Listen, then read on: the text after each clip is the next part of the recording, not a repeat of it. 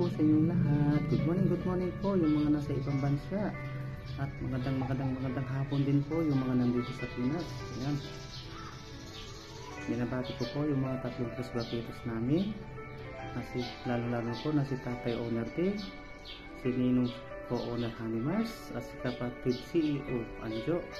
At pinabati ko din po ang nanay namin dito, si Nanay Pandora, at ang kapatid ko dito na si kapatid Timilady. Ayan.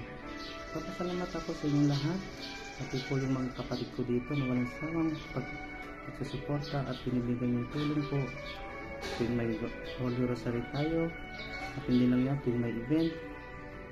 At sa aming kasal ngayon, maraming salamat po, at kayo po yung naging abay sa kasal namin ng asawa ko ngayong araw na ito. Papasalamat din po ako kay Father sa pag-attend niya ngayong araw na ito sa aming kasal. Father, maraming salamat po. At yung mga nandito po lahat ng bisita, maraming salamat po sa inyo at God bless us. Yan. Masasabi ko lang po sa asawa ko, happy 9 months sa ating dalawa ngayong araw na ito, at happy wedding sa ating dalawa, asawa ko. Nagpapasalamat ako ng marami sa iyo dahil dumating ka sa buhay ko at hanggang tayo ay nagkasama ng 2 buwan. Noong ikaw ay umuwi at pinakita mo sa akin kung gaano ka magpapahalaga at magbibigay ng pinakamasayang pagmamahal bilang isang asawa. At nagpapasalamat din ako dahil tinanggap ako ng 2 bata at bilang isang pangalawang ama nila, at ganoon din ako, tinanggap ko sila na buong buo na tunay na anak. Ayan.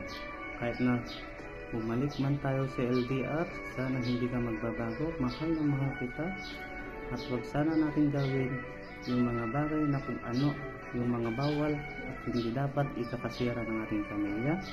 Nagpapasalamat ako sa iyo ng mga marami dahil umabot tayo ng 9 months mansari ngayong araw na ito na walang lokohan, at hindi lang yan kundi umabot pa tayo ng kasal natin.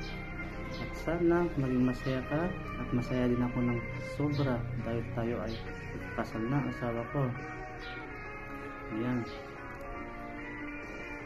Bilang isang buong pamilya, at gusto ko malaman mo at marinig ng mga nandito ngayong kasal natin dalawa.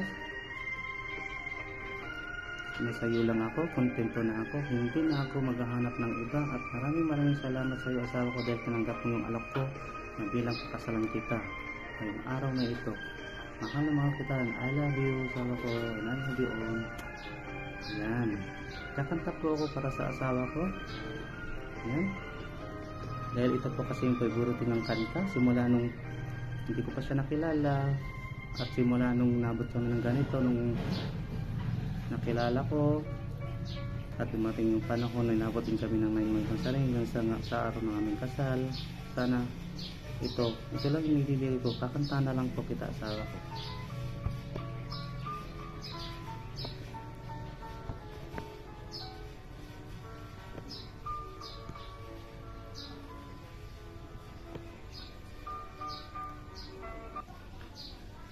Para may tulong sa tibay, bago lumabas, magtibay gatas!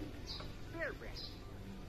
New Lactacid Feminine Wash Cool Sensation with natural menthol essence is Yan po.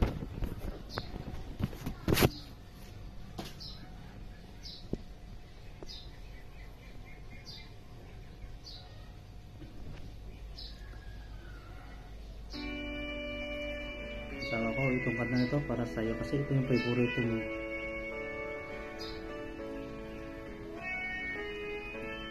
Hindi ko na sana pinagmasdan ang iyong ganda, at hindi na rin pinansin pa bawat ngiti mong may gayuma.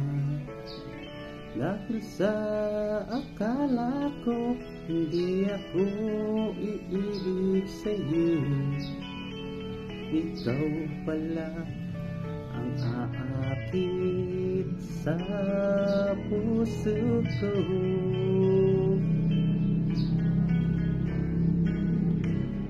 Kaya nga'y laging gulong-gulo ang puso ko't isipan. Araw-gabi ay pangarap ka, at sa tina'y nababalisa.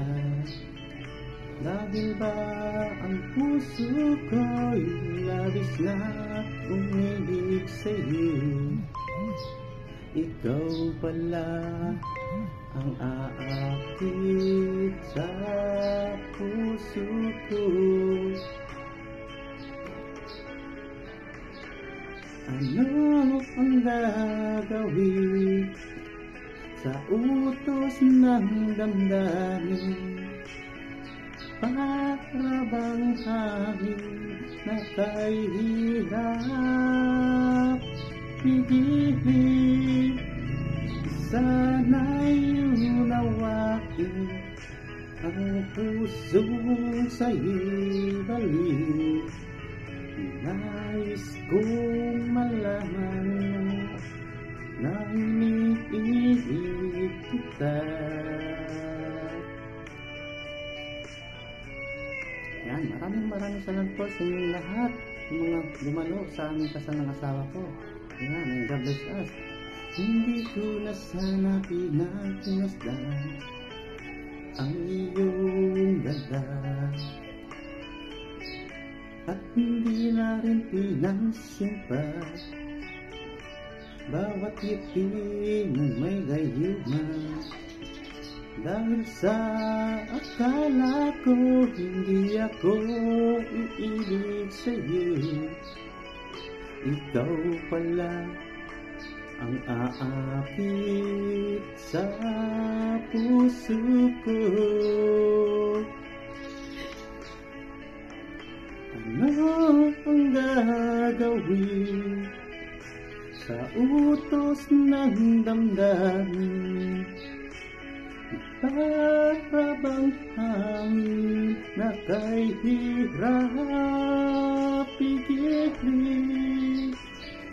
Sana'y unawain ang pusong sa'yo'y balik. Nais kong malaman mo na mahal kita. Nais kong malaman mo na mahal kita. Yan po. Maraming salamat po sa inyong lahat, and God bless us.